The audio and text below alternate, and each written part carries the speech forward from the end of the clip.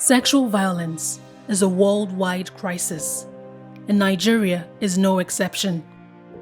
In 2020, Vera Uwaila Omozoa, a 22-year-old student, was raped and brutally assaulted in a church in Benin City, Edo State. Uwa died a couple of days later from her injuries.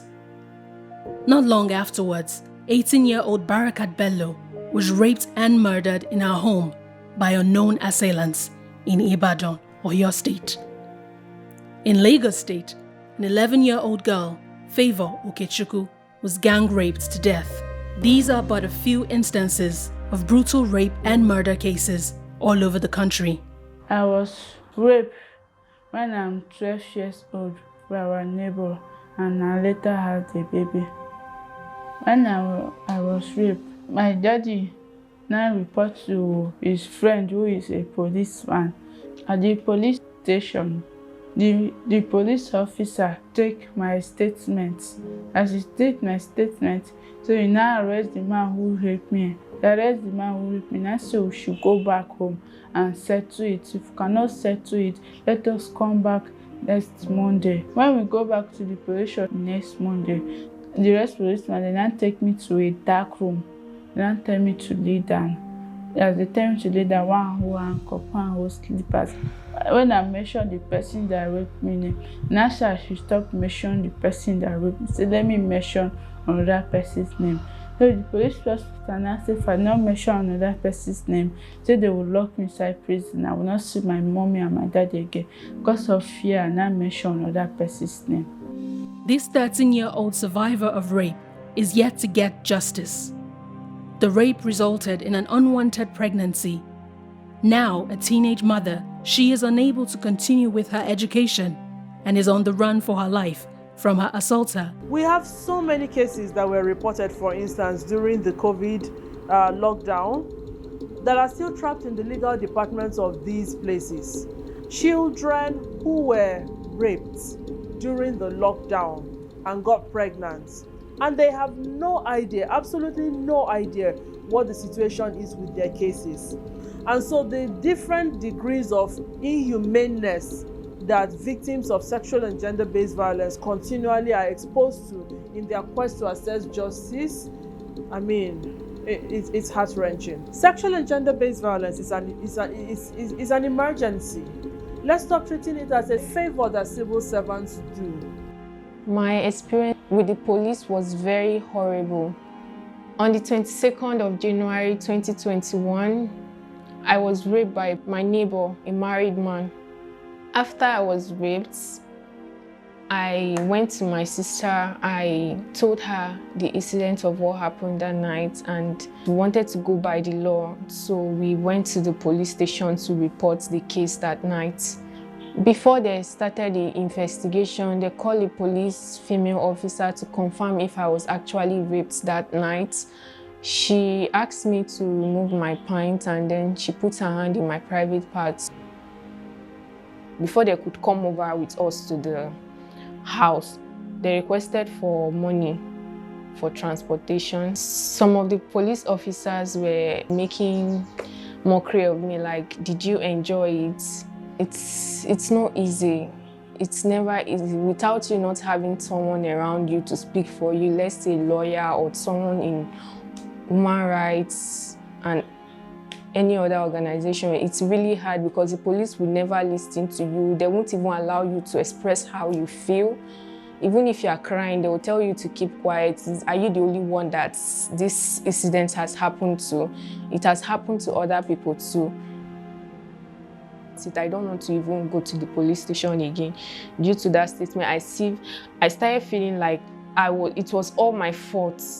When they transfer my case to another police station, I thought everything would be fine again. That was when it's all started again.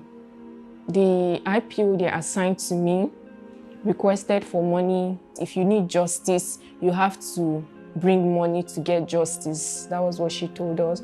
Amnesty International's findings have shown that there is an epidemic of rape in Nigeria, with an estimated 11,200 reported cases of rape in 2020 alone. Everything along the way, it's tack against the victim. Expectedly, you expect victims to report. From the very moment they start talking to people, to friends, parents, siblings, law enforcement, it's always denials and guilt tripping. And it is like society just puts everything to work against the victim. The victim is accused of dressing in a different way, going to certain places. You find situations where women, female officers themselves will accuse, why they no go rape you? See the way you dress. The victim is judged morally all through the way.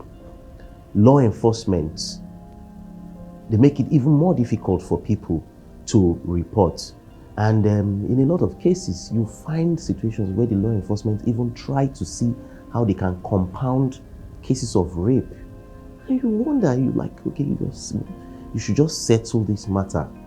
It's a family matter. So all of this, from the very beginning, make it very, very difficult for a rape victim to even try to even aspire to even get any form of justice. Nigeria having ratified the Convention on the Elimination of Discrimination Against Women and the Protocol to the African Charter on Human and People's Rights on the rights of women in Africa, Nigeria has an overarching obligation to combat and address sexual violence.